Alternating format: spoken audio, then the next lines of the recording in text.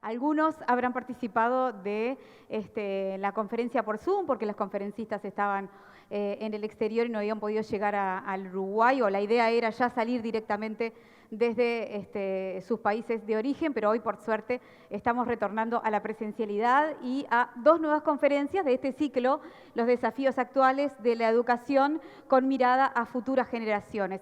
Estas conferencias están propuestas por el Instituto Universitario Elbio Fernández, por la Sociedad de Amigos de la Educación Popular, por el Liceo, por la Escuela y Liceo Elbio Fernández, Red Solare y Red AG Uruguay. ¿Cuál es el objetivo? Bueno, convocar a especialistas del ámbito nacional, pero también internacional, para intercambiar ideas, conocer realidades, bueno, y a ver si podemos sacar cada uno del otro algo que pueda aportar un poquito más a todo esto que tiene que ver con la educación. Hoy contaremos con la presencia del doctor Dennis Shirley y del doctor Juan Ignacio Pozo. Nuestro moderador es el profesor Pablo Cayota. Van a tener en pantalla, pero también en las carpetas, un número de WhatsApp, porque como la idea es intercambiar, no queremos que se vayan con dudas y tienen la posibilidad de hacerle preguntas a los conferencistas. Así que a través del número que van a encontrar ahí en la carpeta, pueden ir formulando la pregunta, se la hacemos llegar al conferencista y hacemos el intercambio. La verdad que es una linda idea y traten de aprovecharla, ¿sí? Es como tener la respuesta de primera mano. Bien vale la pena y no esperar a otro momento. Vamos a hacer una breve introducción sobre nuestro primer expositor. Va a salir vía Zoom y tenemos además un traductor simultáneo que es Juan Ormaechea. Aquí está Juan, ya viene. Les quiero contar que el doctor Dennis Shirley es miembro inaugural de la Facultad de Florencia y Mark Gabel Family Faculty Fellow. También es profesor de educación formativa en Lynch School of Education and Human Development en Boston College. Estos son algunos de los datos de nuestro primer conferencista, que ya está en línea desde hace un rato. Se ha dedicado al mejoramiento de la enseñanza y el aprendizaje de los estudiantes. Su investigación se centra en la frecuencia de conflicto entre los ideales de los educadores y las realidades del poder y la política. Ha realizado investigaciones y dirigido talleres de desarrollo profesional para líderes escolares en 6 continentes. Presentó su último libro, Five Paths of Student Engagement, Blazing New Trails to Learning and Success, con coautoría de Andy Hargreaves. Si les parece, llamamos a Juan y además le damos la bienvenida al doctor Dennis Shirley. You're welcome. Hello everybody and welcome this evening. Hola, ¿qué tal a todos? Muy bienvenidos esta tarde-noche. Realmente valoro muchísimo que se presenten un viernes a esta hora después de una jornada de trabajo. Mi trabajo hoy es lograr involucrarnos con qué cosas podemos hacer para aumentar la participación de nuestros alumnos y en su camino al aprendizaje. Para hacer esto voy a hablar de 5 pasos.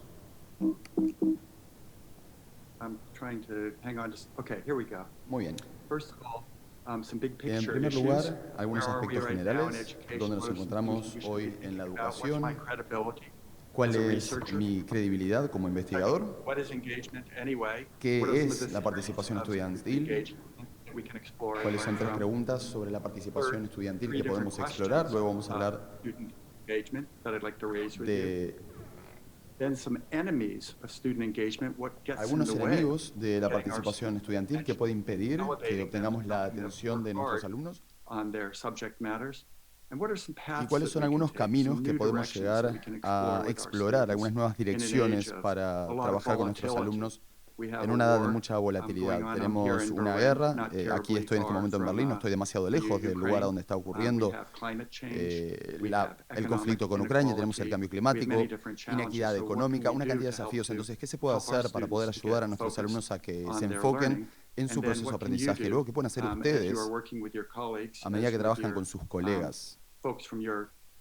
y con sus comunidades locales, estudiantiles y con sus alumnos para tomar esos próximos pasos. Bueno, de eso vamos a hablar. Espero que los entusiasme. Espero que encuentren algunas cosas aquí que puedan aplicar de forma práctica. No estoy pidiéndoles que estén de acuerdo con todo. Es importante tener un pensamiento crítico. Mi investigación está basada en estudios de muchos países, pero no en Uruguay. Así que, por favor, sean críticos. Y si de repente se llevan algo práctico que puedan aplicar o algo que quizás no hubieran considerado y creen que puede llegar a aplicar a sus circunstancias, fenomenal. Y luego, por supuesto, preguntas también que puedan continuar involucrándolos para seguir mejorando sus habilidades profesionales en su ciclo profesional de vida. Entonces, este estudio que les voy a comentar hoy está basado en 3 libros. Uno de ellos que son los imperativos del cambio educativo, cosas que deberíamos hacer, otro sobre el bienestar en las escuelas, y un tercer libro en cuáles son estos 5 caminos de involucramiento de participación estudiantil. Entonces, he tenido mucha suerte de hacer varias cosas, entre ellas poder estudiar la educación en muchos contextos y entornos, y esto me ha permitido no solamente poder profundizar en un marco educativo, sino en varios. Y me gustaría describirles a ustedes algunos de ellos para que puedan entender un poco de por qué es creíble el trabajo del cual les voy a estar comentando hoy. Tuve el privilegio de trabajar durante 7 años con una red de escuelas rurales en el noroeste de la región Pacífica de Estados Unidos. La idea aquí era tratar de trabajar con la participación estudiantil como foco. Entonces, Estados Unidos fue un lugar importante donde esto se hizo. También hubo 10 distritos escolares en Ontario, Canadá, que es la provincia más grande de Canadá, tiene 40% de la población total de ese país.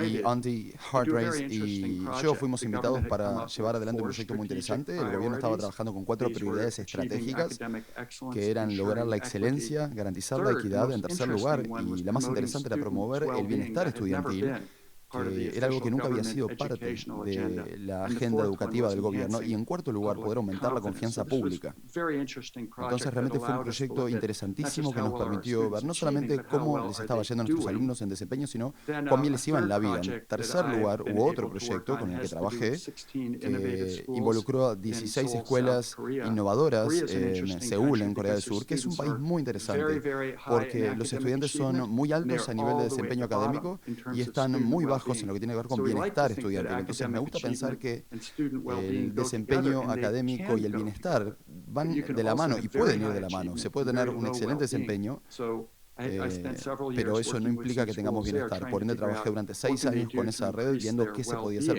para poder justamente mejorar el bienestar. Y eso fue otro proyecto. Y en último lugar, aquí en Berlín, trabajé con una fundación que quizás han mencionado, la Fundación Bosch. Capaz tienen una heladera Bosch o algún aparato Bosch en su casa. Es una industria muy grande aquí, tiene más de 400.000 empleados, y trabajamos con un proyecto aquí sobre la frontera humano-tecnológica con la educación. Y bueno, por eso estoy aquí, de hecho, en Berlín en este momento hablando con ustedes. Entonces, ¿cuál es el hilo conductor de todo esto? Son educadores que trabajan de forma muy interesada para tratar de mejorar la participación estudiantil. No importa dónde sea, ya sea en Chile, en Singapur, puede ser en Inglaterra, realmente no importa. Eso es un tema constante, trabajar en conjunto con los educadores, escuchar cuáles son los desafíos a los que se deben enfrentar y tratar de trabajar en conjunto para resolver cuáles son las mejores estrategias para involucrar a sus alumnos y aumentar su desempeño y su bienestar. Entonces, por supuesto, hay que estar listos para esos desafíos. Eso es un poco de contexto sobre mí y de dónde viene la investigación que les voy a comentar en esta presentación. Pero cuando tratamos de entender algo tan complejo como la participación estudiantil, no se puede solamente referir a la investigación de uno, hay que ver qué están haciendo los demás. Entonces, una de las cosas que hice fue estudiar este manual de 840 páginas de investigación sobre participación estudiantil.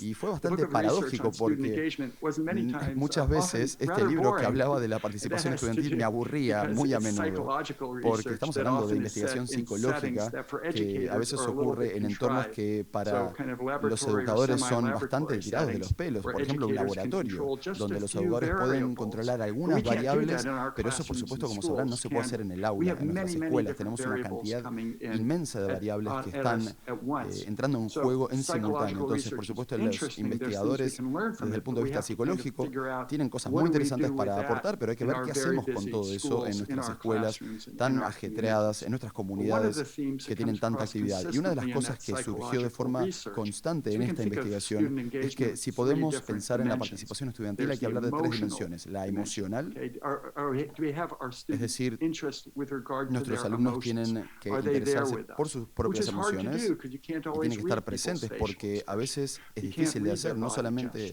no es tan fácil leer el lenguaje corporal. A veces una persona de repente parece estar involucrada, pero de repente están pensando en otra cosa. Entonces es un aspecto muy difícil.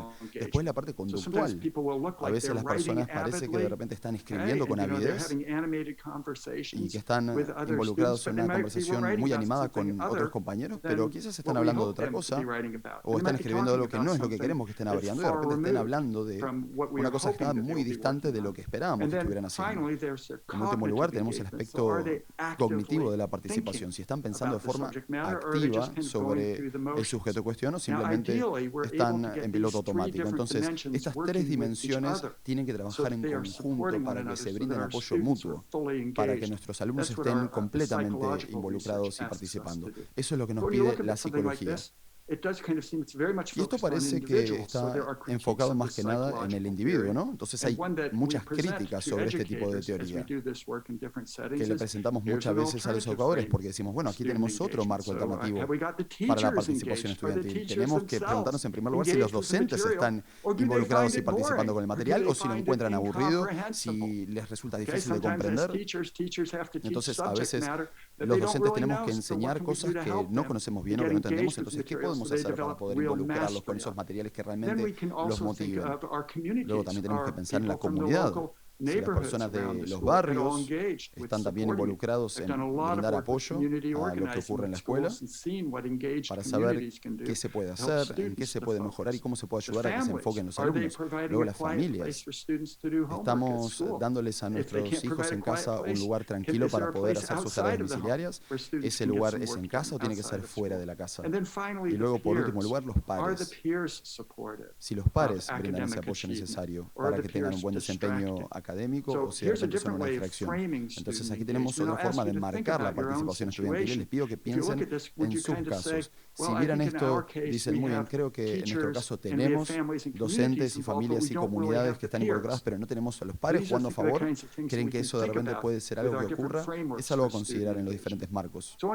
Entonces, lo que quiero preguntarles a ustedes, cuando están ahí sentados, frente a una pantalla un viernes hasta ahora, bueno, ¿cómo se puede medir la participación estudiantil? ¿Cómo sabemos si están participando, involucrados o no? Los investigadores como yo de repente podemos tener herramientas de investigación muy elegantes, pero ¿cómo pueden hacerlo ustedes? Entonces, de repente se les puede pedir a los alumnos que hagan encuestas de autoevaluaciones.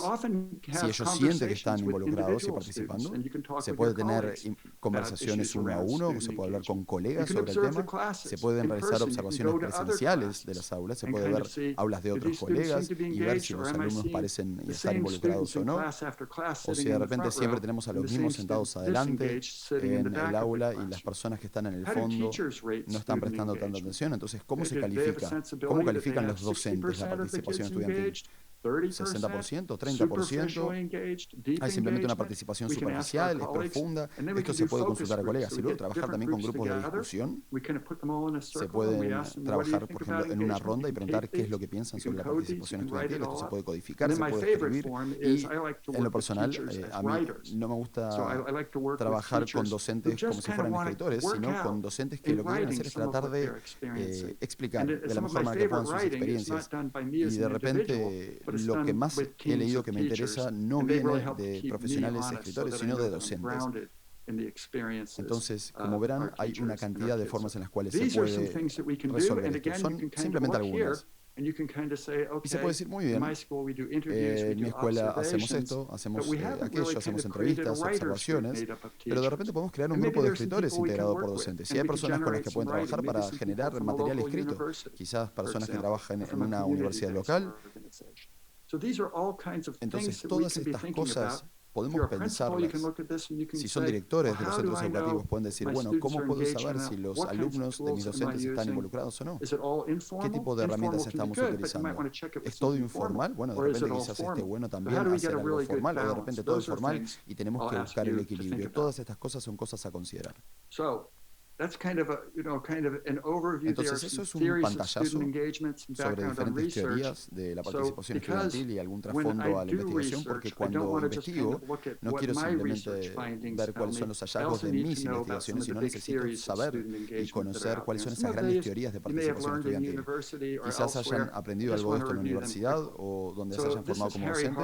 Aquí tenemos, por ejemplo, Harry Harlow, era psicólogo y trabajaba en la Universidad de Wisconsin, en Madison, Estados Unidos, y fue una persona que se hizo famosa por hablar de este concepto de motivación intrínseca. Hizo experimentos con monos, que hoy en día diríamos que es maltrato animal, pero no todos ellos eran de maltrato animal. Algunos, por ejemplo, tenían que hacer que los monos jugaran con rompecabezas, y era interesante ver cómo los monos trataban de armar rompecabezas, incluso cuando no había ningún tipo de estímulo externo o recompensa externa. Y esto les hacía pensar que había tres motores principales en los mamíferos. En primer lugar, la necesidad de supervivencia. En segundo lugar, la búsqueda de recompensas. Y en tercer lugar, algo que él llamaba motivación intrínseca. Algo que genera un placer inherente. Entonces Harlow se hizo famoso por esta idea en aquel momento, y fue algo muy importante porque los educadores se apoyaban de forma excesiva sobre la motivación extrínseca, por ejemplo, las notas y ese tipo de cosas, los carnets para motivar a los alumnos. En lugar de eso, su investigación dijo, bueno, quizás estamos encontrando formas para poder involucrarnos con esos temas que hagan que los alumnos se sientan parte simplemente porque les interesa. Para darles un ejemplo, hace poco hablaba con un alumno de cuarto grado en Estados Unidos y dijo que estaba aburrido con lo que tenía que leer en la escuela, y le pregunté, bueno, ¿qué te interesaría? Y me dijo, bueno, seguro que nada de toda esta información que nos dan. ¿Por qué no hablar de dragones? ¿Por qué no hablar de dragones? Dragones es algo muy, muy interesante. Y eso es motivación intrínseca. Quizás hayan hablado alguna vez o escuchado hablar de la pirámide de Maslow, que trabajó de hecho con Harlow durante muchos años en la Universidad de Wisconsin. Y dijo que tenemos una cantidad de necesidades diferentes. Empezamos con lo fisiológico, como por ejemplo comida, refugio, vestimenta. Luego pasa al aspecto de seguridad. Nos sentimos seguros en nuestros ambientes, en nuestros entornos, o nos preocupa el crimen o de repente amenazas a nuestras personas. En tercer lugar, tenemos un sentido de pertenencia, unas ganas de pertenecer y de afecto, que es realmente esencial para desarrollarse como un ser humano. Luego, el aspecto de la autoestima, sentirnos bien con nosotros mismos. Y estas cosas, decía Maslow, que nos llevaban a un lugar que se llamaba autorrealización, donde realmente florecemos, donde podemos tener un desempeño de excelencia en lo que somos buenos y podemos realmente contribuir con el mundo donde vivimos.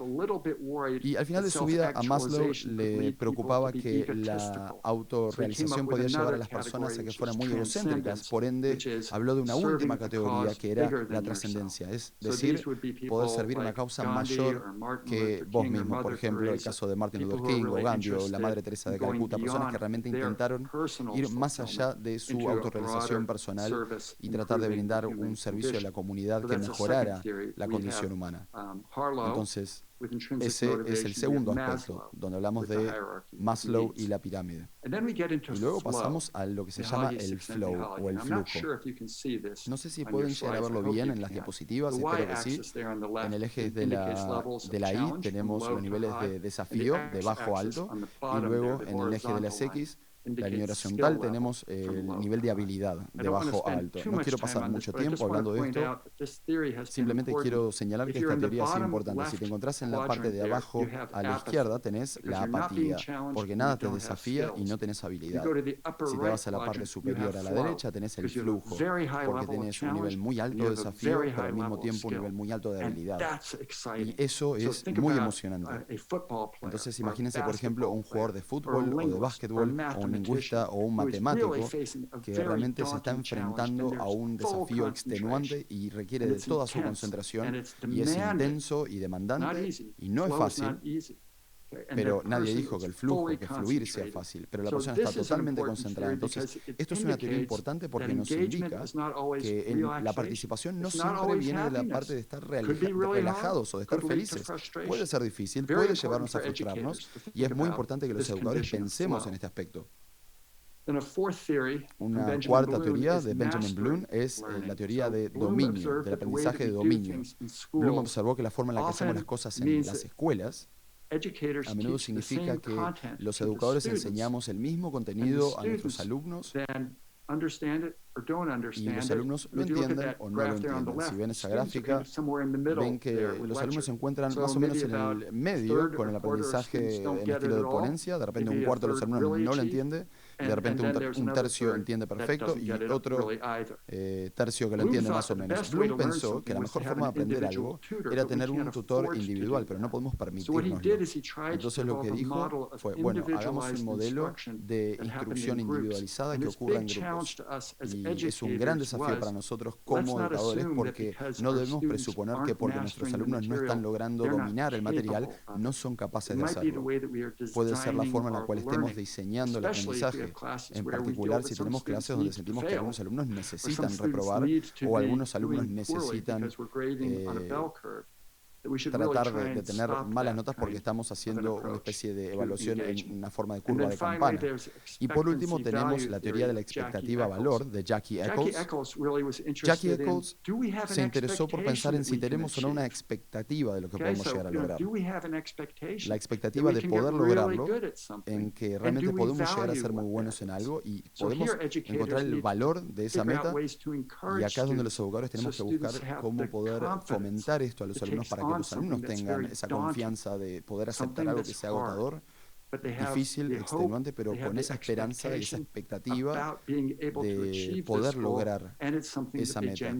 Y eso es algo que les genere un interés genuino. Entonces estas son 5 teorías, todas fueron impulsadas por psicólogos y es importante que conozcamos estas teorías. Si tuviéramos más tiempo, si de repente estuviéramos haciendo un taller que durara un día, me encantaría trabajar con ustedes para pensar cuál de esas teorías se aproxima más a mis creencias o a sus creencias.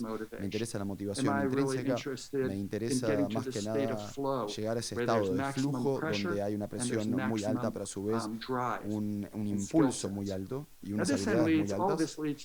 Y bueno, todo esto nos lleva a 3 grandes preguntas sobre la participación estudiantil.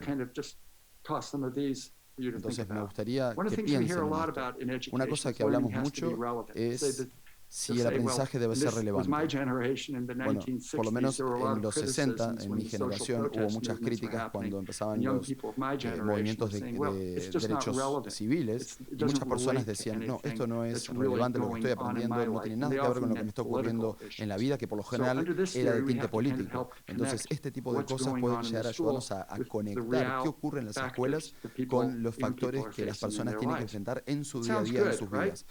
Parece interesante, ¿no? Pero luego observamos en nuestros alumnos cosas como esta. No entendemos por qué, pero a los niños y niñas tienden a encantarle los dinosaurios. Siempre pasan por esta fase, les interesan estas criaturas fantásticas que murieron hace millones de años. Y lo que podemos aprender de esto, si observamos a nuestros jóvenes, es que la fantasía, la imaginación son importantes. La importancia de no solamente apoyarnos en cosas que están ocurriendo en el mundo y que son útiles, sino a veces poder volar lejos, poder alejarnos del ruido de la naturaleza del día a día en nuestra vida. Entonces sí, la relevancia es importante, pero la fantasía y la imaginación también. Podemos tratar de incorporar eso en nuestros programas académicos, en nuestras escuelas. Otra cosa que también surgió durante la pandemia es de si los docentes deben usar tecnología. Tuvimos 15 millones de informes, hablamos con los tomadores de decisiones, hablamos de la tecnología, utilizamos la tecnología, lo estamos utilizando ahora, tiene una cantidad de cosas a favor. Pero también nos podemos preguntar si de repente estamos usando demasiada tecnología. Entonces en Noruega, en el último año de educación preescolar, los niños pasan todo el tiempo al aire libre. Y es Noruega. hace muchísimo frío, pero la idea de la cultura de los educadores es que este es nuestro entorno y tenemos que aprender a vivir con él. Entonces me gustaría que sepan que hay un movimiento, porque justamente nuestros jóvenes están pasando tanto tiempo frente a una pantalla, de que tenemos que ayudar a los jóvenes a salir al aire libre, a recuperar ese contacto con la naturaleza. Y esto se puede hacer de un montón de formas. En Montevideo, por ejemplo, se puede hacer con clases de danza, se puede hacer que las personas salgan y observen la vida de los pájaros. Pueden identificar cuáles son los pájaros, por ejemplo, que están en sus ciudades, en sus árboles, en sus entornos naturales. Se pueden identificar patrones de nubes, qué pasa cuando hay viento, qué pasa con la temperatura, esa cantidad de cosas que se pueden hacer en la educación al aire libre para ayudar a nuestros jóvenes a alejarse de este estilo de vida sedentario que los tiene atados a una pantalla y que, por supuesto, también impulsa altos niveles de ansiedad y depresión que están directamente correlacionados con el excesivo uso de pantallas. La tercera pregunta es si la educación debe ser divertida, porque, bueno, es excelente divertirse, a todo el mundo le encanta divertirse, por ejemplo, bailar con amigos, tremendo, me encanta, pero siempre tiene que ser divertida. Y sabemos que no siempre necesita ser divertida. Sabemos que nuestros jóvenes quieren aprender cosas que a veces sean importantes, como por ejemplo el comercio de esclavos en el Atlántico, o el Holocausto, o la guerra en Ucrania. Hay una cantidad de cosas que están pasando en el mundo que no son divertidas. Entonces no deberíamos infantilizar a nuestros jóvenes y a nuestros niños solamente enseñándoles cosas que sean divertidas o amenas. También es importante enseñarles cosas como, por ejemplo, enfrentarnos a la historia y a nosotros mismos. A medida que, por ejemplo, aquí en Estados Unidos están ocurriendo muchas cosas a nivel social que afectan a los jóvenes. Entonces, si le damos a los jóvenes las habilidades para poder dominar este contenido difícil y complejo, también eso puede aumentar su sentido de participación y de capacidad, sentirse mejor sobre ellos mismos y tener más esperanza en el mundo. Y los educadores dicen que esto también es importante. Entonces, es curioso porque si uno se pone a pensar, estamos hablando de cosas muy difíciles y muy crudas de la educación, como por ejemplo la depresión y la ansiedad, pero si se hace de forma correcta puede generar un sentido de competencia, de capacidad de hacer las cosas y de esperanza. Entonces, por ende, la educación y la participación estudiantil implican mucho más que ser relevante, divertida y usar tecnología. Siempre que escuchen a una persona que les dice algo tan fácil como decir, ¿por qué la escuela no puede ser siempre divertida? ¿Por qué no podemos usar más tecnología todo el tiempo, los 7 días de la semana? La educación tiene que ser relevante, si no sirve no vale.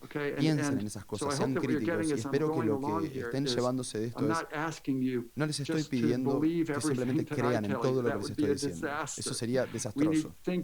Necesitamos pensar de forma crítica, que estén en el cerno de nuestra profesión. Bueno, hablando todo esto, hablando con nuestros educadores y trabajando con la investigación, ¿cuáles son los 5 grandes enemigos de la participación estudiantil que sí tenemos en nuestros sistemas educativos y que tenemos que enfrentar? En primer lugar, el desencanto. El desencanto tiene que ver con sacarle la magia al aprender y a las escuelas. Entonces, ¿cómo se hace eso?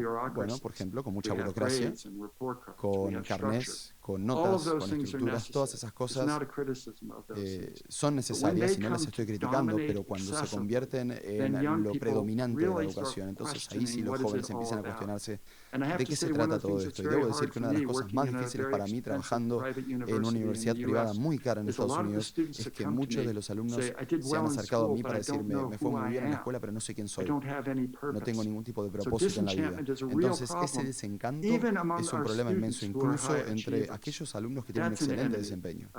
Y eso es un gran enemigo de la participación estudiantil porque puede corroer y socavar la mente de nuestros alumnos. En segundo lugar, tenemos la desconexión.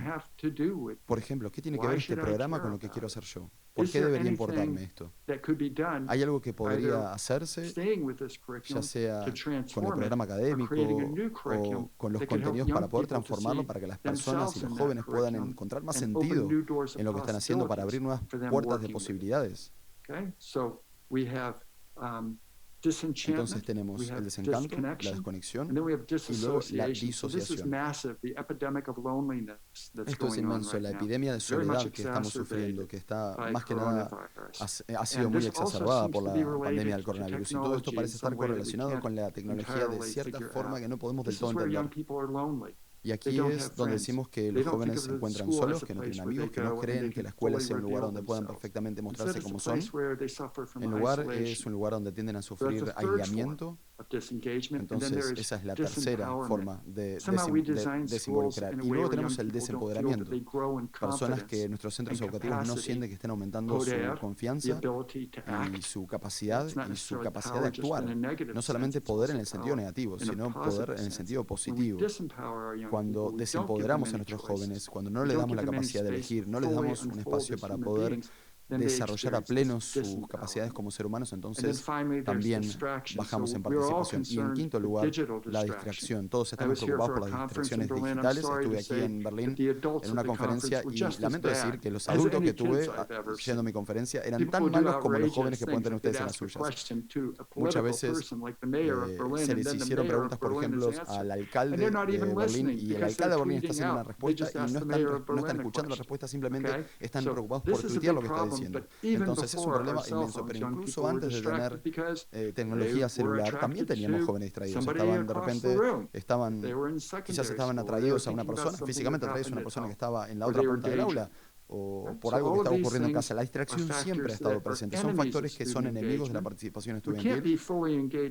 Y no podemos estar involucrados el 100% del tiempo, pero sí se pueden identificar cuáles son las tendencias principales para pensar en cómo podemos llegar a pasar estos obstáculos. ¿Y cómo se puede hacer entonces? Entonces quiero hablarle de estos 5 caminos de participación estudiantil que les voy a pedir que consideren y luego ya voy a redondear la presentación.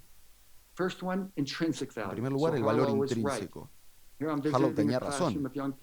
Aquí estoy con un aula de niños, estamos jugando con instrumentos musicales y enseguida empezamos a improvisar con música y empezaron a gritarle a su docente cosas como, por ejemplo, la amamos, maestra, usted es como nuestra segunda madre. Y estamos hablando de que esto ocurría mientras hacían música. Y esto no era la docente de música, era la docente de matemática que hizo que la docente de música participara porque sabía que a sus alumnos les encantaba la música. Luego tenemos que hablar de la importancia. Esto es el proyecto que les mencioné en Corea del Sur. Por ejemplo, trabajar con paneles solares en las escuelas donde las personas sienten que esto puede llegar a ser algo en lo que puedan trabajar.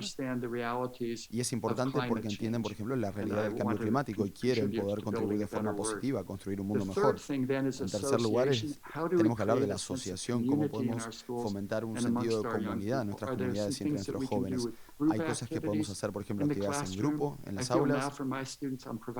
Siento que de repente les estoy dando a mis alumnos la posibilidad de trabajar en grupos pequeños y mezclándolos para que puedan interactuar y hacerse amigos con nuevos compañeros. Esto es fundamental, sobre todo post pandemia. Y luego tenemos el empoderamiento. Esto es un parque en Canadá donde los jóvenes están escribiendo los nombres de mujeres indígenas que están desaparecidas, hablando y tratando de generar conciencia sobre esta gigante problemática de Canadá, de mujeres indígenas desaparecidas, tratando de generar conciencia pública. Lo hicieron en colaboración con las comunidades indígenas y con sus colaboradores. Hubo contenidos desarrollados para todas las disciplinas del programa académico y en último lugar el dominio, que es lograr ser buenos en algo. Estos son alumnos en Alaska que están construyendo un kit hidropónico para poder cultivar vegetales y plantas. Y por supuesto es muy importante en Alaska porque no es fácil hacer que las cosas crezcan en Alaska. Esto les da dominio a sus alumnos sobre sus entornos y sobre sus ambientes. Entonces estos son los 5 caminos de participación estudiantil: el valor intrínseco, la importancia, la asociación, el empoderamiento y el dominio. Pueden tratar de pensar en sus centros educativos y decir, muy bien, de estos 5 caminos, ¿qué estamos haciendo muy bien? Quizás la parte de valor intrínseco y asociación están funcionando muy bien, pero podríamos hacer algo más en lo que refiere a empoderamiento o con el tema de la importancia. Entonces, por favor, todo esto son cosas con las que pueden trabajar y pensar muchísimo. Entonces, para redondear, quiero hablar de cuáles son los siguientes pasos para poder fomentar la participación estudiantil. Y en primer lugar tenemos que hablar de involucrar a los educadores, al equipo docente desde el inicio. Yo aquí no les estoy diciendo a ustedes, vayan a decirle a los educadores tienen que trabajar en la participación estudiantil. No es la idea. es importante tratar de hecho, nos llevó mucho tiempo tratar de entender de qué estamos hablando cuando hablamos de esto. Aquí de lo que estoy hablando es de la calidad del diálogo que tienen con sus colegas, la naturaleza de las preguntas que hacen. ¿Estamos haciendo una de las preguntas correctas que nos lleven al resultado que queremos tener, o estamos haciendo preguntas cerradas que solamente nos van a llevar siempre al mismo camino? Estamos tratando de evitar tenemos que tratar de evitar la tentación de tener consenso todo el tiempo. Decir, bueno, hagamos esto y tratemos todos de medirnos en función de esto. Es importante muchas veces pasar tiempo donde haya un trabajo que no sea tan organizado solamente para tratar de entender las prioridades para los centros educativos. Y una vez que avanzamos en esto, una vez que podemos tener esa evidencia y saber qué queremos hacer con nuestros colegas y no responder simplemente por una corazonada o qué es lo que queremos que nuestro instinto nos dice. Tenemos que tratar de conseguir los datos. Y a medida que hacemos esto, tenemos que también tener cuidado con la tentación de trabajar demasiado enfocados en la relevancia, la tecnología y la diversión. Sí, son cosas importantes que tenemos que hacer, pero por favor que no nos atrape la idea de pensar que se trata de eso y nada más que es una educación. Y así podremos enfrentarnos a estos 5 enemigos que les acabo de describir y que por lo general nos estorban en la idea de poder hacer que se involucren nuestros jóvenes. Se puede llegar a pensar que es un orco en el camino y que el estudiante tiene que lograr matar a este orco para poder seguir avanzando hacia la participación. Y luego recorrer estos 5 caminos para tener una visión compartida de aprendizaje y éxito. Mi coautora y yo somos personas que nos encanta mucho caminar en diferentes lugares del mundo. Hemos estado en Sudáfrica, en Inglaterra, en Gales, y no hay nada como un camino que te va a sorprender. Partes del camino que son muy difíciles, donde de repente tuvimos tormentas eléctricas, tuvimos que dormir o pasar la noche bajo un árbol en el medio de la nada, pero todo esto te lleva hacia un sentido de plenitud. Entonces, colegas, se puede hacer esto, se puede encontrar formas de poder involucrar a nuestros alumnos para que puedan ver el entusiasmo que les genera lograr hacer algo que no sabían que podían hacer, de poder aprender un nuevo conjunto de habilidades, algo que nunca se imaginaron, algo de repente de la astronomía o algo de la historia antigua o un nuevo idioma o un teorema matemático. Se puede trabajar en conjunto con ellos para poder elevar su nivel de participación. Sé que en Uruguay tienen un nivel de alfabetización inmenso, un sistema educativo muy fuerte, pero incluso en aquellos sistemas que son más fuertes, tendemos a perder a nuestros alumnos que se distraen, que no prestan atención. Entonces, ¿cuáles son las formas en las cuales podemos aumentar esto? Creo que podemos hacerlo y espero que lo hagamos en una forma que les resulte disfrutable, que les resulte interesante, provocador, también a veces perturbador, ¿por qué no? Algo que realmente encienda su voluntad de aprender, y creo que podemos hacerlo. Perdón que no puedo estar ahí en persona con ustedes, espero que hayan encontrado algo práctico que se puedan llevar de la presentación, algo que realmente entiendan que es relevante para su situación y por supuesto algo que también los deje pensando. Muchas gracias por su atención tan amable y con ganas espero sus preguntas. Hay varias preguntas, primera para el doctor Shirley, las voy a leer juntas de manera de poder generar allí una respuesta global. ¿Qué opina del protagonismo de los estudiantes en la construcción de parte de su trayecto? No sé si se le traduce al doctor. Bien.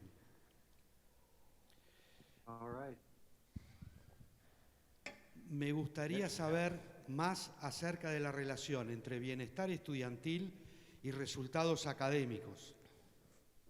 Okay, so they have already asked the second question, and I'm guessing that they're going to ask the third question. But feel free to start with the first one, sir. ¿Cómo es la formación de los docentes para que su assessment pueda ser evidencia válida que ayude al engagement en un grupo o institución? Okay, so they've asked the 3 questions. Please go ahead whenever you like. Okay, thank you so much for these outstanding, very provocative questions. I'll take them in order now. So the first one about the construction of the curriculum with the students. I I think in the ideal learning environment, Creo que el our ambiente de students aprendizaje ideal become people who can son que construct los and alumnos design se their own conviertan en learning. personas que puedan That construir y is an diseñar excellent su propio outcome aprendizaje. for any Eso es un educational excelente system. resultado para cualquier sistema educativo. Our challenge is that designing curriculum is a very El complicated desafío task, de poder and it really diseñar una requires currícula es our algo muy constant complejo professional y realmente skills. requiere So we have to nuestras make mejores sure that when habilidades we como are profesionales building para it, asegurarnos de que cuando lo construimos that we are giving them the required building logremos blocks darles justamente so that they aren't los just elementos y las stumbling, herramientas para que but they're actually no getting to a deep level of knowledge. tengan un problema en And if you entender think about de it, qué estamos hablando cuando if we put too much on the students, then they don't really know los alumnos what tienen mucho que constitutes ver. deep learning in a discipline and what constitutes superficial learning. So I would say that as an aspirational goal, it's magical Diría in que a como class when the students are objetivo able to aspiracional design as es much of their muy own importante learning as poder possible. diseñar en la medida de lo And we should posible all su propio encourage aprendizaje that. y es algo a fomentar Because definitivamente. we don't quite know why. Actually, it's an interesting question for all of us. What No leads sabemos us por to qué become passionately fascinated, es algo que obsessed nos obsesiona, que with nos learning one apasiona thing la rather posibilidad than de poder another? aprender algo y luego otra cosa. But what really matters Pero for lo us que is that importa our realmente students do es become que nuestros alumnos obsessed with se something obsesionen con that algo.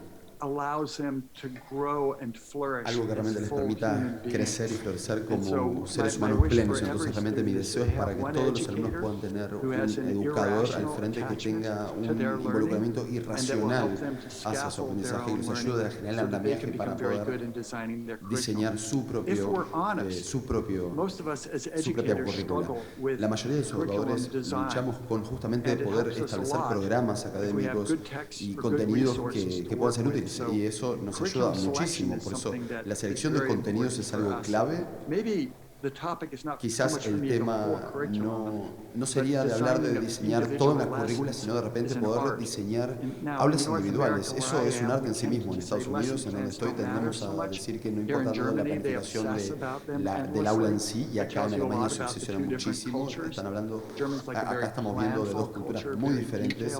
La cultura alemana es muy detallista, mientras que en Estados Unidos somos quizás un poco más flexibles, un poco más artísticos.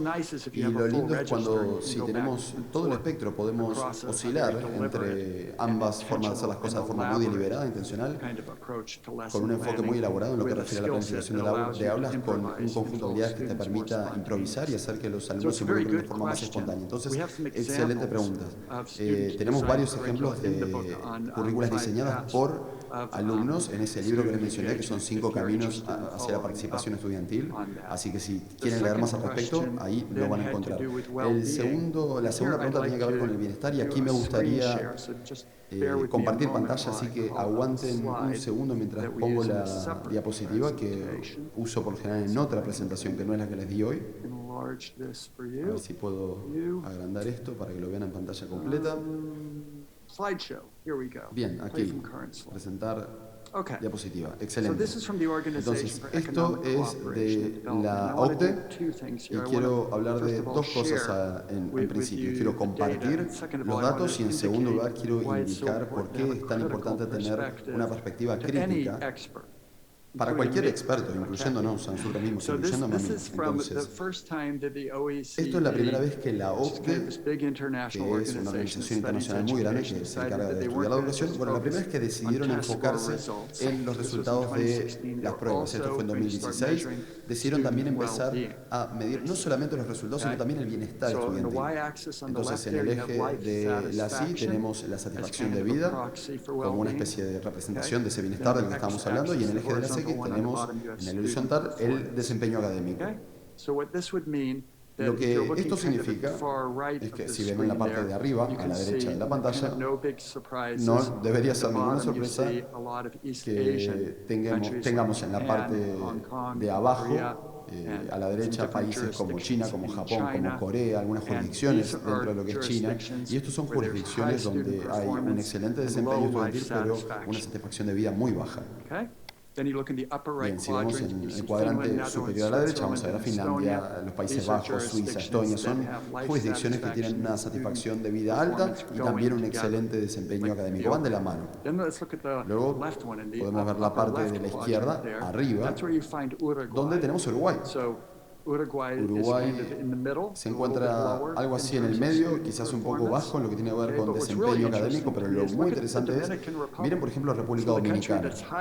Es el país que está más alto en satisfacción de vida y es el que tiene el desempeño académico más bajo. ¿No es algo interesante a considerar? Y luego, por supuesto, tenemos en la parte de abajo a la izquierda donde nadie quiere estar, que es bajo desempeño y además baja satisfacción de vida. Entonces, eso es un pantallazo justamente de nuestros hallazgos, gracias a la OCDE. Si ven el título, creo que es un título bastante tendencioso, porque dice que la satisfacción y el desempeño pueden ir de la mano. Sí, por supuesto, pero también pueden ir muy en direcciones contrarias. Entonces, quiero decir aquí que no estoy seguro, viendo esta tabla, de que existe algún tipo de correlación entre ambas variables. Son dos medidas completamente independientes que pueden fluctuar de las formas más amplias según las jurisdicciones de las cuales estemos hablando. Ahora, me encantaría pensar que todos podemos llegar a tener un desempeño académico alto al mismo tiempo en que mantengamos la satisfacción de la vida de los alumnos. No queremos tener que sacrificar el bienestar en pos de tener un gran desempeño académico. Bueno, creo que es el caso. Tenemos demasiadas personas jóvenes, estresadas, ansiosas, deprimidas. No necesitamos más de eso. Entonces tenemos que pensar en esto de una forma casi que de forma espiritual o religiosa, donde nos importe el bienestar de nuestras personas y que eso esté en primerísimo lugar. Parte de ese bienestar, por supuesto, también está en ayudar a que nuestros jóvenes crezcan en su confianza y sus habilidades en un mundo muy demandante que va a imponerles muchísimas expectativas y de eso se trata el desempeño académico, entonces sí nos importa. Pero creo que el aspecto clave aquí a llevarnos es que en esas interacciones diarias que tienen con sus alumnos sería importante prestar la suficiente atención al desempeño al mismo tiempo en que nos preocupamos por la satisfacción como variables separadas y tratar de encontrar aquellas formas en las cuales se puedan correlacionar. Lo que la OCDE les diría, si miramos esta tabla, es decir, bueno, miren estos lugares en los cuales podemos llegar a tener un desempeño excelente, pero bueno, cuidado, no terminemos convirtiéndonos en Japón o en China o en Corea. He realizado entrevistas con jóvenes de Corea. Créanme que es un sistema deshumanizante, demoledor que tienen. Así que por favor no se les ocurra, porque a veces tenemos en Estados Unidos, por ejemplo, un libro que se tituló Sobrepasando Shanghái. Miren, creo que realmente el bienestar importa muchísimo, así que por favor consideren eso, piénsenlo bien. Y puedo mandarles con gusto esta tabla para que tengan acceso, como le dije, el uniforme de la OCDE, un informe sobre el bienestar de 2016. Y luego pasamos a la tercera pregunta. Esta pregunta que tenía que ver con la preparación docente, con la formación docente para poder trabajar con los alumnos y con las evaluaciones. Nuevamente, estamos hablando de algo sumamente complejo, por eso necesitamos a profesionales. Por eso es un escándalo, es un desparpajo cuando una persona que dice que cualquier persona puede enseñar, cuando los políticos dicen cualquiera puede enseñar. No, cualquier persona puede enseñar muy mal, pero para ser buenos docentes necesitamos profesionales que puedan ayudar a nuestros jóvenes a evaluarse a sí mismos para que entiendan, en primerísimo lugar, su propio proceso de aprendizaje, para poder establecer sus propias metas y objetivos. Y tenemos medidas objetivas porque hay una realidad objetiva a la cual se van a enfrentar, pero creo que está claro que los jóvenes prosperan cuando sienten apoyo, cuando sienten que son capaces de tomar sus propias decisiones y cuando sienten que pueden hacerlo bajo la guía de un profesional, un docente que les importe su vida, que crea que pueden llegar a ser lo mejor que pueden ser y que crea en sus capacidades de poder contribuir para tener un mundo mejor. Entonces, de nuevo, 3 excelentes preguntas. Quiero agradecerles de verdad.